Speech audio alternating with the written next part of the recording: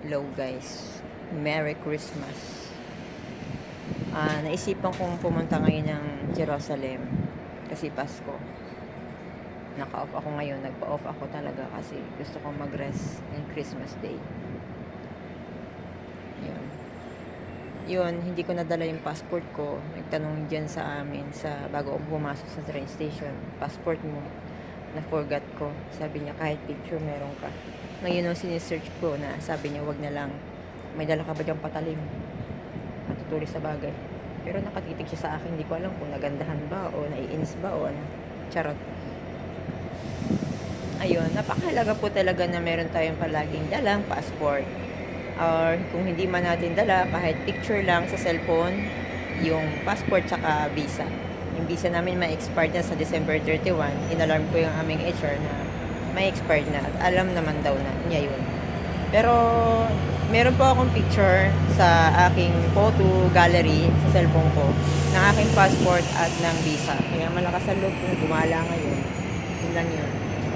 At gusto ko magpasalamat sa Diyos, Jerusalem, sa Panginoon, sa lahat-lahat ng bagay, sa 3 taon na pinagdiwang ko ang Pasko dito sa Jerusalem. Mamaya pa ako makakasakay. Maghintay pa ako ng 40 minutes. Okay lang. Mamaya babalik ako doon sa station para mag-charge ng isa kong cellphone para fully charge ako sa aking pupunta. At i-ready ko ang gamit ko. Nag-monthly period pa ako. Kaya medyo ako natagalan. Bumili ako ng napkin at saka ng wet tissue. Nakakatawa tong wet tissue na binili ko. Akala ko wet tissue yung murang-mura, yung pala pang kuskus lang sa CR yun. Kaya mag-ingat kayo sa pagbili ng wet tissue. Pero yung nakalagay na baby wipes, yun na yun. Para sa tao, hindi sa CR.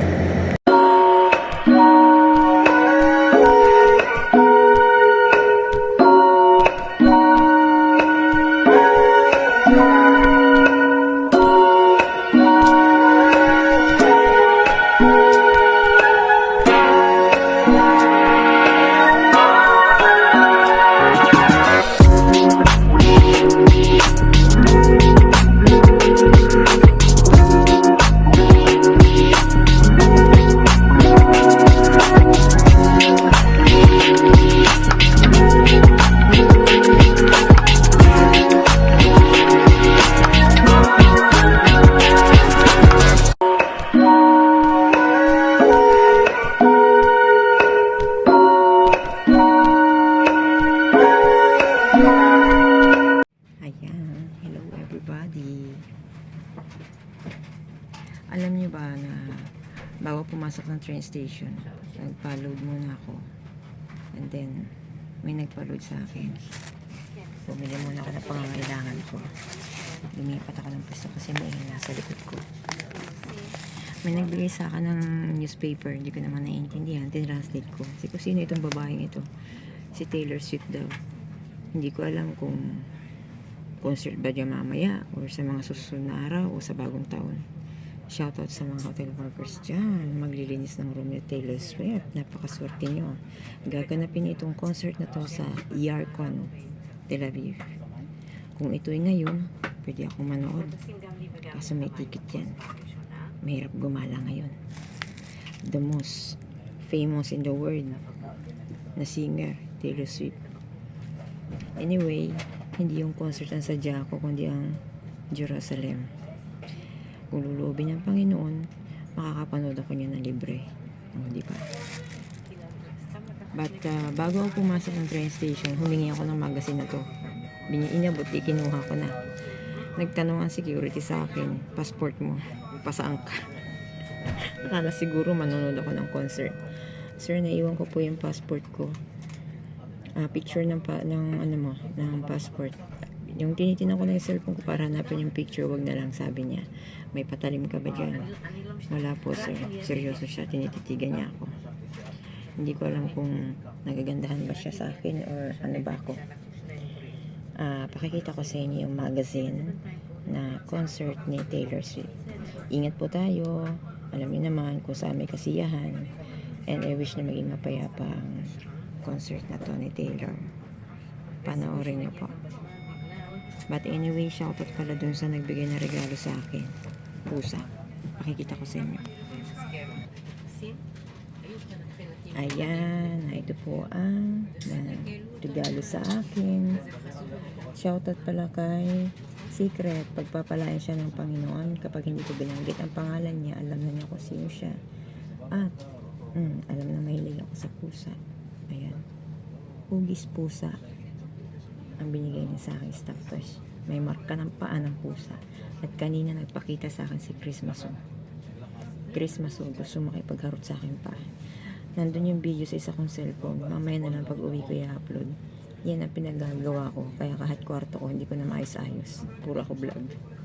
Anyway, panoorin nyo po at tingnan yung magazine na binigay sa akin. Excited na ako para sa mga Pilipinong makikita si Taylor Swift at maglilinis ng room niya. Tila Bibian. Saan kaya yan mag-check-in? Sa mga famous hotel, di ba? Sana all may artista magpo-concert at mag-check-in. Magaling kumanta to. Sarap sana. Ano kaya? Stay kaya ako ng Tel Aviv. Charot. Panggabi naman ako bukas eh. Teka, napapaisip ako eh. Ano ba? Hindi ko nga alam kung ngayon ito eh. Hebreo. Ito translate ko pa. Please watch this. Shoutout to Justin Tenorio and Arlene. At sa mga kasama ko na taga Leonardo, Bersheba. Merry Christmas to all. Ayan. Napakaswerte na ma-check-in na ni Taylor. Saan kayang hotel to mag-check-in? Good luck sa mga housekeeper dyan sa Tel Aviv. Diba? Mamaya po itong gabi, I think. I'm not sure. Kasi tinranslate ko itong nasa taas. Pupunta siya ngayon. Hindi ko na kung ngayon basta pupunta siya. I'm not sure of today or maybe hindi ko kasi kayang intindihin to. Ito lang nasa taas. Pakikita ko sa inyo ang translation nito. Binigay ito sa akin kanina bago pumasok. Ayan po, tinranslate ko siya sa Google Lens. I-stop nyo na lang, screenshot kung ano ba yung nilalaman ng magazine na yan. Nakaka-encourage. Pero syempre, big concerts lang. Maraming manonood niyan. 200,000 daw fans ang aatin. Dami. I'm sure marami dyang hotel na mapupuno dahil sa guests. Good luck sa mga housekeeper. Bye-bye. Thank you for watching. Merry Christmas.